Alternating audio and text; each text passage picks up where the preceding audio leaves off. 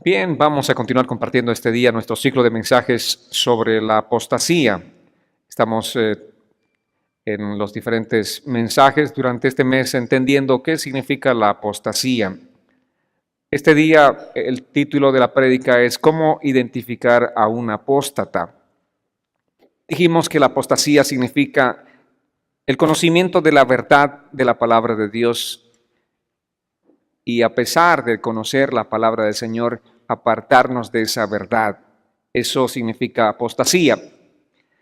Hebreos capítulo 3, verso 14 nos dice, nosotros hemos llegado a participar de Cristo siempre y cuando retengamos firme hasta el fin la confianza que tuvimos al principio. El llamado para nosotros como cristianos es este. Hebreos nos los presenta de una manera bastante clara, nos dice nosotros. ¿A quiénes se está refiriendo? A nosotros, la iglesia, nosotros los cristianos, nosotros quienes hemos retenido o hemos recibido más bien la verdad del Evangelio. Dice, hemos llegado a participar de Cristo. Amén. Somos de Cristo. ¿Quiénes son de Cristo? ¿Quiénes pertenecen a Cristo? Somos de Él, no somos más nuestros. Yo no me pertenezco a mí mismo, sino le pertenezco a Cristo. ¿Por qué? Mi vida ha sido comprada por Cristo. Entonces nosotros hemos llegado a participar de Cristo, dice Hebreos, siempre y cuando retengamos firme hasta el fin la confianza que tuvimos al principio. Tú eres de Cristo, llegas a participar de Cristo siempre y cuando, ¿qué? Hay una condición, siempre y cuando retengas firme hasta el fin la confianza que tuviste al principio. Ese es el llamado para todo discípulo genuino de Jesucristo. Nosotros somos llamados a esto, amados. Si somos discípulos de Cristo y si somos genuinos discípulos, vamos a permanecer hasta el fin. Es triste escuchar de historias, saber que fulano de tal estuvo en la iglesia un tiempo, unos años y después no está más. Y nos preguntamos qué pasó con esa persona. Podemos entender a través de la palabra del Señor que verdaderamente los discípulos de Cristo son aquellos que permanecen hasta el fin. Y Hebreos nos sigue diciendo en el verso 15, si no dejamos al Dios vivo, si no endurecemos nuestros corazones y nos alejamos de la verdad que una vez dijimos que creímos. Esa es la verdad que nosotros hemos retenido en nuestro corazón. Entonces no podemos nosotros dejar al Dios vivo. No podemos dejar a aquel que nos dio la vida, no podemos dejar a aquel que nos dio la salvación, no podemos dejar, amados. Tenemos que permanecer, tenemos que persistir en Él, no podemos endurecer nuestros corazones, no podemos alejarnos de la verdad, esta preciosa verdad de la palabra del Señor que un día conocimos, esa verdad que vino a nuestros corazones, es el tesoro más grande. Es la perla de gran precio que nosotros hemos recibido en nuestras vidas. ¿Cómo vamos a alejarnos de esta verdad que dijimos creer? Pero la realidad nos presenta en Juan 6:66 diciendo que a partir de entonces muchos de sus discípulos dejaron de seguirlo y ya no andaban con él. Este día vamos a profundizar un poco más nuestro estudio en Juan capítulo 6, entender un poco en contexto el capítulo, qué es lo que aconteció. Dice que fueron muchos, no fueron pocos, sino muchos los que se volvieron atrás y ya no andaban con él. Mucha gente me dice, ¡ay, qué maravilloso habría sido caminar con Jesús, estar con Jesús, cuando Jesús estaba físicamente en este mundo! ¿Saben qué? Mucha gente caminó con Jesús. Mucha gente vio los milagros maravillosos que Jesús hacía. Escucharon de primera mano las palabras llenas de sabiduría de Jesús. Pero dice que muchos se volvieron atrás y ya no andaban con él. Y uno se pregunta, ¿cómo es así? ¿Cómo puede alguien caminar con Jesús y después simplemente darle las espaldas? Por eso este día la pregunta principal del mensaje es, ¿cómo podemos identificar a aquellos que son desertores de la fe? ¿Cómo podemos identificar a aquellas personas que abandonan la fe? ¿Cuál es la característica? ¿Cuál es la particularidad de aquellas personas que abandonan a Cristo? Después de ver tanta maravilla, después de escuchar tanta sabiduría, ¿cómo es que alguien puede apartarse de Cristo? Es inconcebible para uno que realmente ha recibido la verdad y ama al Señor, es inconcebible. ¿Cómo? Yo les digo a mis hermanos, les dije varias veces, no me encuentro, no me hallo, ni siquiera puedo concebir en mi mente el hecho de estar fuera del camino de Cristo, apartado de Cristo. Eso es realmente imposible, no cabe en mi mente. Pero ¿cómo identificamos entonces a estos desertores de la fe? Según la palabra, en primer lugar, un desertor es atraído por la multitud. Examinemos Juan. Vayamos al principio del capítulo 6. Juan, capítulo 6, versos 1 y 2. Dice así: después de esto Jesús se dirigió al otro lado del lago de Galilea, al lago de Tiberias, y una gran multitud lo seguía porque veía las señales que hacía en los enfermos. ¿Cómo era? ¿Cuánta cantidad de gente era que seguía a Jesús? Unos 10, 12. Dice una gran cantidad de gente. Era una multitud que seguía a Jesús. Amados, estos eran los seguidores de Jesús. Y en una multitud grande es difícil distinguir quién es real y quién no lo es. Cuando hay una multitud grande es difícil saber quién está comprometido con Jesús y quién no está comprometido con Jesús. La multitud simplemente hace que todos caminen como autómatas. Es difícil saber quién realmente ama de verdad y quién es el desertor y quién no lo es. Había una gran multitud, dice la palabra. Realmente, amados, es peligroso cuando el cristianismo es popular.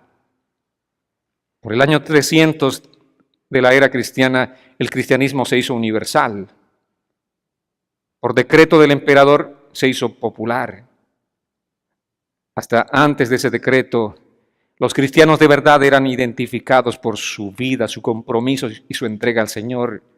Pero a partir de ese momento, cuando el cristianismo se hizo popular, se diluyó completamente. Amados, es realmente peligroso que el cristianismo sea popular. Es peligroso cuando el cristianismo es la última moda o cuando ser cristiano es la última moda. El falso discípulo es atraído por la multitud porque él quiere ser parte de lo que es popular. La gente es cristiana porque esto es popular. Es cristiana porque todo el mundo es cristiano, entre comillas. Simplemente por eso, pero no hay una conciencia real de lo que significa el cristianismo. El cristiano de hoy no considera el costo de seguir a Cristo, menos en identificarse con Cristo en los sufrimientos.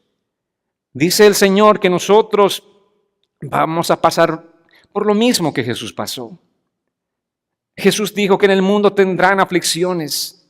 Jesús habló acerca de tomar realmente el mensaje central que es la cruz.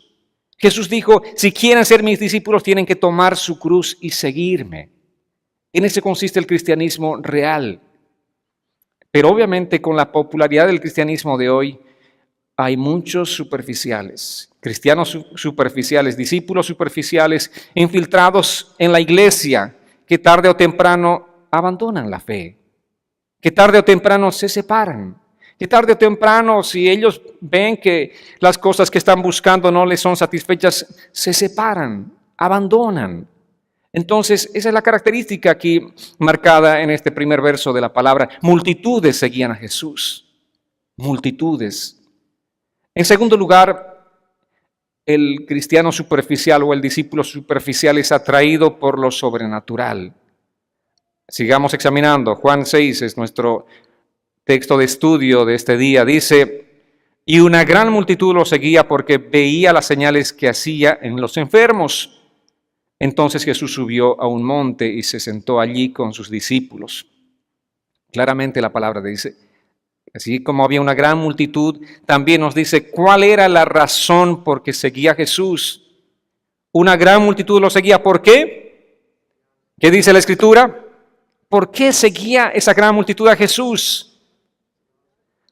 Porque dice, veía las señales que hacía en los enfermos. La pregunta, si Jesús no hubiese hecho señales en los enfermos, ¿sería que esa gran multitud de todas maneras seguiría siguiendo a Jesús? No. Simplemente seguía la multitud porque Jesús hacía señales en los enfermos. Esa era la razón. La gente lo seguía porque veía las señales que hacía, en contraste a lo que Pedro dijo. ¿Cuál era la razón por qué él seguía a Jesús? ¿Cuál era la motivación de Pedro versus la motivación de la multitud? Juan 6:68 dice así: Simón Pedro le respondió, Señor, ¿a quién iremos? Solo tú tienes palabras de vida eterna. Simón Pedro no dijo, Señor, ¿a quién iremos? ¿Quién va a hacer los milagros que tú haces? Señor, ¿a quién iremos? Solamente tú eres el que sanas a los enfermos. Señor, ¿a quién iremos? Solamente tú puedes hacer una maravilla como multiplicar los panes y los peces. Simón Pedro no dijo eso. Simón Pedro sabía exactamente por qué seguía a Jesús. Y eso es lo que todo discípulo verdadero tiene que saber. Aunque no hayan señales, aunque no hayan milagros, aunque no hayan manifestaciones sobrenaturales, tú como Simón Pedro tendrías que decir, Señor, ¿a quién iré? Solamente tú tienes palabras de vida eterna. Amén. Esa es la única razón, la razón verdadera para seguir a Cristo. Porque esas palabras, que son palabras de vida eterna, van a provocar eso en nosotros. Un deseo de seguir a Jesús, por lo que realmente tenemos que seguir. Eso es lo único valedero, amados. Porque tarde o temprano vamos a morir. Hoy puedo ser sanado sobrenaturalmente, pero un día voy a enfrentar la muerte. De todas maneras, igual voy a morir. Hoy puedo tener muchas cosas materiales, pero un día voy a morir. Y cuando muera, ninguna de esas cosas o esas cosas materiales van a ser de utilidad para mí. Lo único que verdaderamente va a ser útil para mi vida va a ser las palabras de vida eterna que yo haya atesorado y esas palabras me hayan guiado a creer y confiar plenamente en Jesús como mi Señor y como mi Salvador. Amén. Esa será la puerta para que yo viva la eternidad juntamente con Él. Sigamos repasando este contexto. Es interesante porque aún la fe de los discípulos de Jesús es puesta a prueba. Por ejemplo, Jesús puso a prueba a Felipe. Había una gran multitud, como dice la Escritura, y esa multitud obviamente estaba recibiendo el mensaje y estaba viendo las maravillas, las señales que Jesús hacía, y en cierto momento obviamente ya era la hora de la cena y esa multitud estaba sin comer, estaba hambrienta. Y Jesús le dice a Felipe, ¿dónde conseguirían suficiente comida para alimentar a tantas personas? Felipe, ¿qué hacemos? Mira la multitud. Están hambrientos. ¿Qué hacemos? ¿Cómo alimentamos? Todo para poner a prueba. Simplemente estaba buscando ver lo que había en el corazón de Felipe. Si este hombre realmente creía en el poder de Cristo. Si él podía ver a Cristo como el proveedor de toda necesidad. Y así también Dios va haciendo en cada uno de nosotros. Él crea diferentes circunstancias para ver si tú crees que Jesús va a suplir tus necesidades. Si tú crees que Él es poderoso para suplir aquello que es imposible para ti. Amén. ¿Y qué respondió Felipe?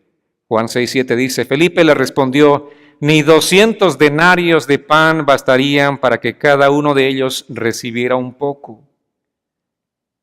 El salario de una persona era un denario. Alguien tendría que trabajar 200 días y ni así va a poder alimentar a tanta gente. No va a tener el pan suficiente para alimentar a alguien. No entró en la mente de Felipe que Jesús podía hacer algo sobrenatural para alimentar a la multitud. Y Felipe y obviamente todos los discípulos habían visto las cosas, las señales y maravillas que Jesús estaba haciendo. Eso es algo inconcebible, ¿verdad? Felipe estaba con Jesús durante todo su ministerio. Desde que empezó su ministerio Jesús, Felipe estaba con él. Día tras día vio milagro tras milagro. ¿Por qué ahora tendría la dificultad de aceptar que el Señor puede hacer algo sobrenatural? Eso a veces nos pasa también a nosotros. Dios ha hecho muchas cosas sobrenaturales en nuestras vidas, pero de pronto tenemos un nuevo desafío y otra vez la duda. ¿Será que Dios hace algo? ¿Será que Dios suple? ¿Será que Dios haga esto que estoy esperando? Igual que Felipe estábamos nosotros. Pero Felipe no era el único de los discípulos que dudaba del poder de Cristo. Él no estaba solo en esta situación. Sigamos examinando. Juan 6, versos 8 y 9. Dice, Andrés, que era hermano de Simón Pedro, y uno de sus discípulos le dijo, aquí está un niño que tiene 5 panes de cebada y 2 pescados pequeños. ¿Pero qué es esto para tanta gente? Felipe dudaba. Andrés también. Bueno, aquí hay un niño. ¿Pero qué es esto? Con esto no hacemos nada. Él simplemente representa a la gente que ve sus propios recursos. Andrés representa a esta gente que dice, esto es lo único que tengo. ¿Pero qué puedo hacer yo con esto? Están simplemente menospreciando el poder de Cristo, el poder que Jesús puede y tiene para hacer con lo poco, hacer grandes maravillas. Amén. Muchas veces nosotros mismos nos menospreciamos. Mira, ¿quién soy yo? Yo difícilmente voy a poder hacer la obra del Señor. Te ves a ti mismo como muy poco o insignificante, pero no podemos menospreciar lo que Cristo puede hacer con un poco. En este caso, con este niño que tenía 5 panes de cebada y 2 pescados, Jesús podía alimentar a una multitud de gente hambrienta. Él puede hacer eso. Amén. Él puede hacer eso y mucho más. Sigamos en Juan, versos 10 y 11 del capítulo 6. Dice, Jesús entonces dijo, hagan que la gente se recueste. Había mucha hierba en aquel lugar y se recostaron como 5,000 hombres. Jesús tomó aquellos panes y luego de dar gracias los repartió entre los discípulos y los discípulos entre los que estaban recostados. Esto mismo hizo con los pescados y les dio cuanto querían. Jesús alimentó milagrosamente a aquella multitud. Solamente hombres eran 5,000, pero dice la Biblia que habían hombres y mujeres y niños. Entonces estamos hablando de una alimentación milagrosa que solamente Él podía haber hecho. Qué bendecidos somos nosotros al ver cómo Jesús usa un poco para hacer mucho. Ten en cuenta esto, Jesús simplemente está esperando un poco para hacer mucho. Jesús espera la disposición de tu corazón. Por eso la palabra nos dice, una semilla como un grano de mostaza. No importa cuán pequeña sea tu fe, esa fe Dios va a hacer que simplemente crezca. Él es el que va a añadir, Él es el que va a hacer la obra. Tú solamente dispón, dale lo poco que tienes de tu vida. Amén. Sigamos en los versos siguientes, versos 12 y 13. Dice, cuando quedaron saciados, les dijo a sus discípulos, recojan los pedazos que sobraron para que no se pierda nada. Entonces ellos los recogieron y con los pedazos que sobraron de los 5 panes de cebada, a los que habían comido, dice, llenaron 12 cestas. Imagínense, esto fue lo sobrante. Después de haber comido, se saciaron totalmente y había un sobrante. Y eran 12 cestas llenas. Dice la palabra, quedaron saciados. Eso significa que estaban llenos. Y literalmente el texto bíblico original nos dice que ellos estaban tan llenos como un animal que ha comido todo lo que puede contener. Ese tanque estaba full. No comieron porque no podían comer más. Se saciaron como los animales ese día. Y eso es lo que hicieron. Y veamos, ¿cómo es que un milagro tiene una doble repercusión? Un milagro tiene 2 respuestas en diferentes grupos de personas. Un milagro puede edificar la fe del verdadero discípulo y al mismo tiempo un milagro es lo único que le importa al desertor espiritual. Aquel que es falso discípulo de Cristo solamente le interesan los milagros, solo los milagros. Amén. No es edificada en su fe, pero el discípulo verdadero sí es edificado en su fe. La multitud, dice, estaba fascinada por los milagros que Jesús hacía, mas no estaban fascinados por Jesús. Es triste, amados, esta es la realidad también de la iglesia en este tiempo. La gente está fascinada por las cosas que Jesús les puede dar, pero nada fascinados por Jesús. Nada fascinados por Jesús. Es tan triste, y así siempre fue, y lamentablemente así es en nuestro tiempo. Pocas son las personas que realmente vienen por Jesús. Los más vienen por qué pueden obtener de Jesús. Y así estaba ese día esa multitud. Estaban buscando qué podían obtener de Jesús. En este mismo contexto, en un verso paralelo de Mateo nos dice en el 14:14, Cuando Jesús salió de la barca y vio a tanta gente, tuvo compasión de ellos y sanó a los que estaban enfermos. Jesús tenía compasión de esa gente. Por compasión Él hacía tantos milagros. Aunque los corazones de esas personas estaban lejos de Cristo, sin embargo, era la compasión de Cristo que movía a que pueda sanar a estas personas necesitadas. Su ministerio en Galilea se llevó a cabo así, amados, rodeado por grandes multitudes que buscaban sanidad y buscaban comida. Eso era todo lo que buscaban las multitudes, sanidad y comida. Y Juan 8, o mejor dicho, 4:48 dice, Jesús le dijo, si ustedes no ven señales y prodigios, no creen. Ustedes no me creen por la palabra que les estoy predicando. Ustedes solamente quieren ver señales y prodigios.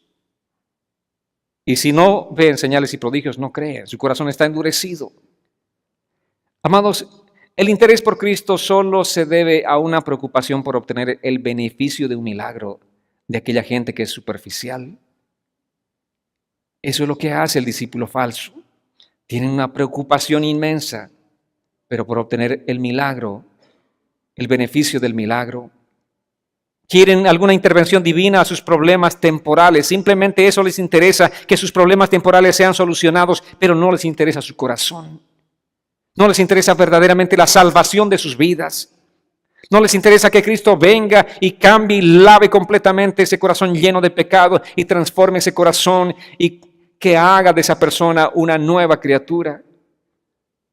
No les interesa, quieren simplemente la manifestación del poder de Dios, no para predicar el evangelio, sino para beneficio personal. Amén. Qué diferente sería, Señor, yo quiero ese poder sobrenatural sobre mi vida para predicar tu evangelio. Eso es lo que tenemos que anhelar, eso es lo que tenemos que desear, amados.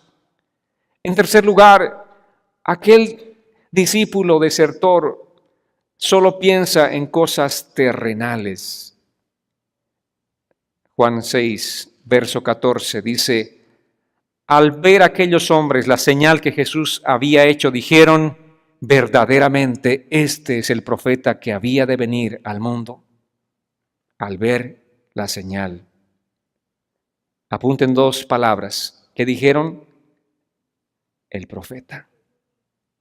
El profeta. Este es un término técnico para referirse al Mesías prometido. Aquellos judíos sabían que había una promesa de que el Mesías vendría a este mundo. Y estaban esperando a su Mesías durante miles de años. Ahí está la promesa. Deuteronomio capítulo 18, verso 15 dice, así Moisés, el Señor tu Dios hará que surja en medio de ti, de entre tus hermanos, un profeta como yo. A él deberán escuchar.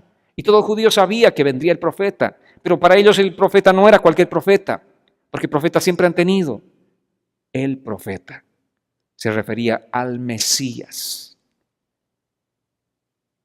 La multitud estaba afirmando, este es el Mesías. Él va a traer el reino a Israel. Ellos saben que este hombre no es cualquier hombre, este profeta no es cualquier profeta, sino es el profeta, con mayúsculas. Amén. El profeta, vale decir, el Mesías. Entonces dijeron, wow, estamos servidos. Pero ¿cuál fue la respuesta de Jesús? Verso 15. Dice, cuando Jesús se dio cuenta de que iban a venir para apoderarse de él y hacerlo rey, volvió a retirarse al monte él solo. Él sabía lo que había en el corazón de las personas. Ahora, ¿qué pasó con esta multitud? Y escuchen bien. No dice que iban a venir a postrarse y adorarle. No dice eso. Sino iban a venir para apoderarse de él, dice, y hacerlo su rey. Ellos estaban pensando simplemente en un reino pasajero. Ellos querían apoderarse de Jesús para hacerlo su rey porque querían comida gratis. Amén. Lo único que tenían en mente era un reino terrenal. El único interés de ellos, lo único que pasaba por su mente era en quitarse aquel yugo romano que estaba esclavizándolos, salir del yugo romano y tener comida gratis. Esto es lo que el Mesías haría por ellos. Y este es el Mesías. Y querían apoderarse de él, dice. Ya no tendremos que trabajar más. Aquí tenemos a alguien que hace milagros y puede alimentarnos hasta que estemos saciados como animales. Aleluya, gloria a Dios, ya no tener que trabajar más. ¿Cuántos también dirían aleluya, ya no tener que trabajar y tener comida gratis? Simplemente estaban pensando en función de eso estos hombres. Querían apoderarse de Jesús y obligarle a hacer lo que ellos querían que haga. Eso significa, apoderarse es una palabra fuerte, es una palabra que implica obligar a alguien a hacer algo. Eso es lo que querían hacer con Jesús, esta multitud. Dijeron, este es el Mesías, y querían apoderarse de él. ¿Saben qué? Es tan triste, pero es una situación tan común también de hoy en día, que la gente quiere apoderarse de Jesús para permitirle a Jesús hacer lo que ellos quieren que se haga en sus vidas. Así estaba aquel día aquella multitud. Y así estamos en este día. Cristianos que creen que Jesús es alguien que va a hacer lo que yo le mande a hacer. Solo enfocados obviamente en sus necesidades terrenales. Es lo mismo cuando cada vez las personas están en este tiempo reclamando cosas, el dinero, el éxito, están reclamando una casa nueva, un auto nuevo. Es simplemente lo mismo que aquellos hombres, que aquella multitud hacía aquel día. Querían apoderarse de Jesús para que Jesús haga lo que ellos querían que se haga. Hay gente que viene al cristianismo, amado, siguiendo simplemente a la multitud. Encantado obviamente por la manera de pensar de todos los predicadores modernos. Predicadores que simplemente están enfocados en un reino terrenal y que llevan a la gente a buscar en función de lo terrenal. Pero no están enfocados en lo celestial, no están enfocados en el valor eterno, que no es lo terrenal. Lo terrenal es pasajero. Realmente lo que tiene valor verdadero para nosotros es poner la mirada en las cosas celestiales. Amén, amados. ¿Qué puedo hacer para satisfacerme a mí mismo? Eso es lo que decían ellos, eso es lo que pensaban. Ahí estaba esa multitud. En lugar de adorar al Mesías y caer postrados delante de sus pies, ellos querían empujarlo, apoderarse de él, hacerlo su rey. Dice, la palabra del Señor está tan clara, nos está demostrando de manera tan clara cómo es el corazón de la gente. Estos cristianos no han entendido el mensaje de Cristo. Ellos realmente no entienden qué significa toma tu cruz y sígueme. No quieren sacrificio alguno, no quieren incomodidad alguna en la vida. Ellos simplemente están buscando su beneficio. Y su entusiasmo por Cristo es un entusiasmo carnal. Sí, mucha gente está entusiasmada por Cristo, como esta multitud estaba fascinada por Cristo, pero un entusiasmo solamente carnal.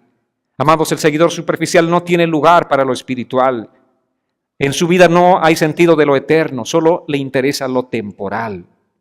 Si tú estás enfocado solamente en las cosas temporales, terrenales y pasajeras, realmente no estás entendiendo el Evangelio de Cristo. Cristo no vino solamente para satisfacer tus necesidades temporales y terrenales. Él vino para darte la salvación y la vida eterna. Amén. En cuarto lugar, amados, el desertor espiritual no tiene interés en la verdadera adoración a Cristo. No le interesa verdaderamente adorar a Cristo. Desea simplemente entrar a un tipo de experiencia emocional, sentirse bien, pero no le importa adorar a Cristo. Amados, esto realmente tenemos que entender claramente. La palabra de Dios tiene un gran mensaje para nosotros y tenemos que seguir esa línea del mensaje de la palabra. Una persona dijo, me voy a otra iglesia porque en esta iglesia no saben adorar a Dios. Pero ¿qué es lo que realmente quiso decir? Que en esta iglesia no llenan mis emociones, no me están satisfaciendo mis emociones. Amados, la adoración no es para satisfacerte a ti. La adoración es para adorar y exaltar a Cristo.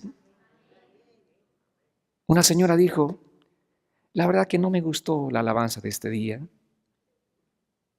Y el predicador le dijo, ¿sabe qué, señora? La alabanza de hoy no era para que le guste a usted. La alabanza era para agradar a nuestro Señor. Amados, realmente nosotros tenemos que entender el propósito de la adoración a Cristo. La adoración está dirigida a Dios y no a nosotros.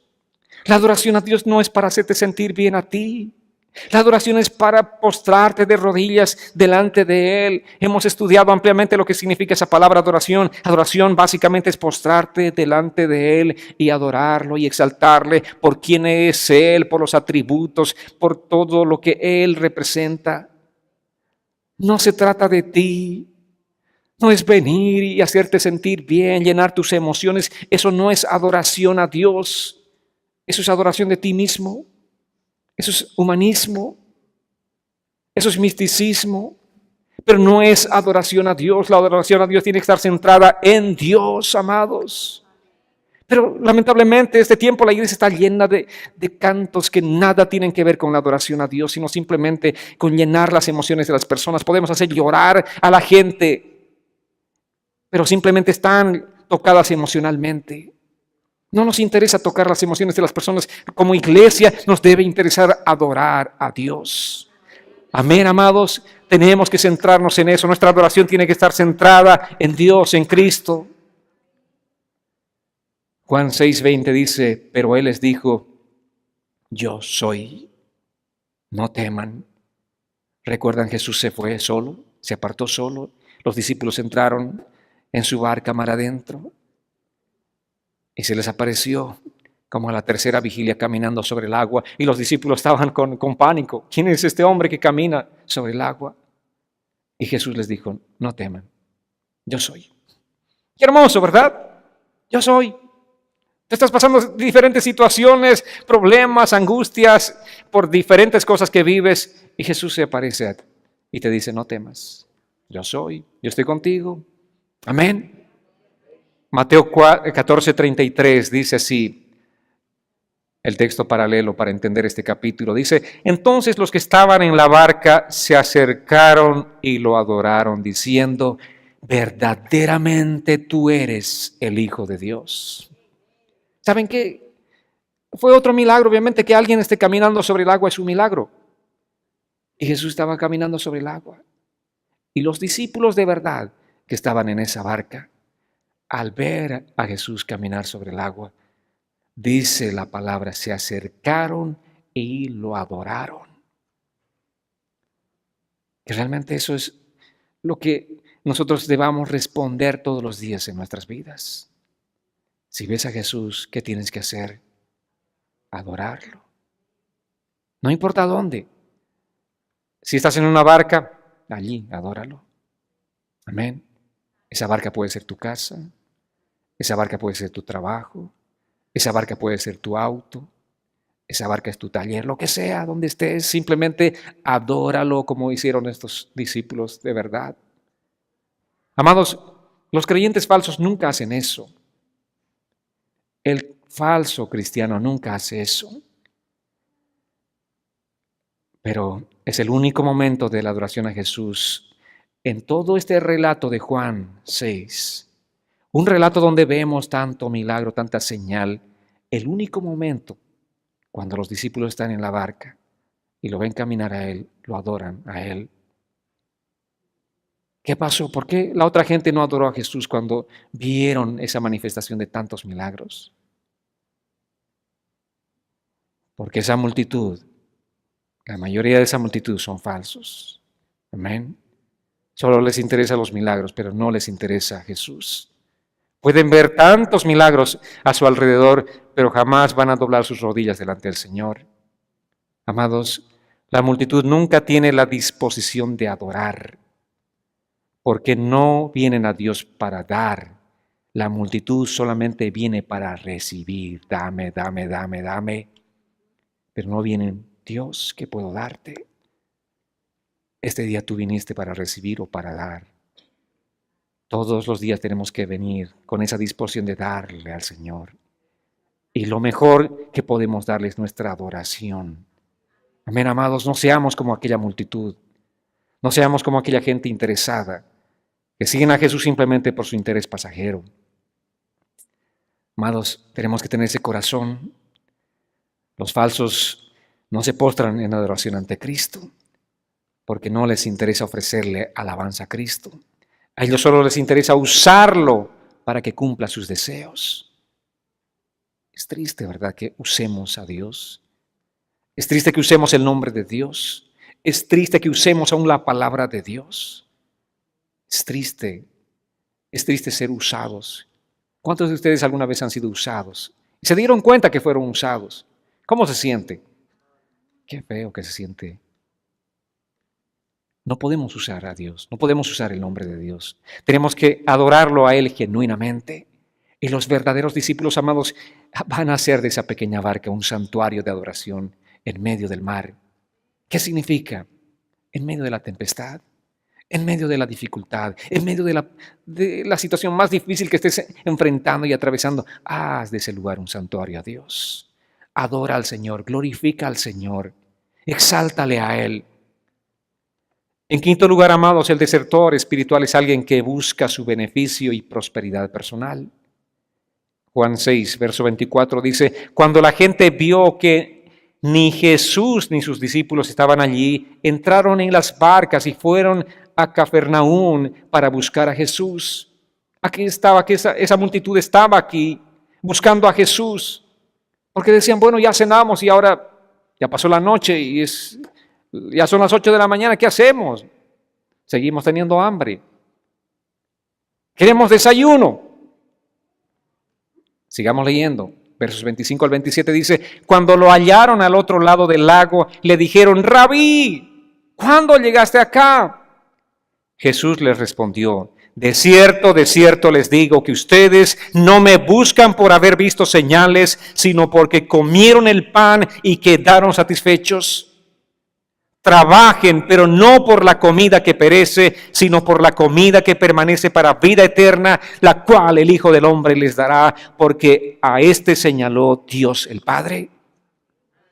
¿Qué está haciendo Jesús? Jesús sabía que esta multitud simplemente está buscándolo a Él porque tienen hambre. No porque están interesados en Jesús, no porque están interesados en sus palabras, no porque estén interesados en su salvación. No, eso no les interesa a ellos. Ellos solamente querían satisfacer sus deseos egoístas. Ellos solo buscaban a Jesús por su prosperidad personal. Amados, no podemos buscar a Jesús solamente por nuestra prosperidad personal.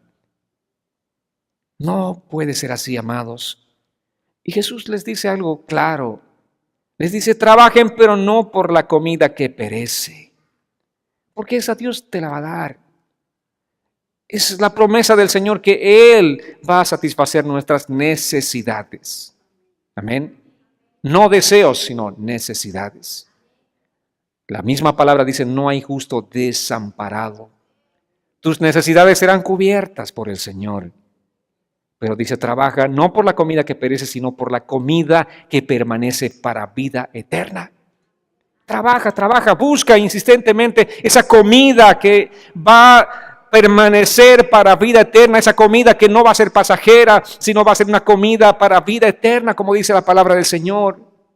El cielo y la tierra van a pasar, pero las palabras de Dios van a perdurar por siempre, y esto es lo que tenemos que buscar con todo afán. Este es el verdadero trabajo, amados.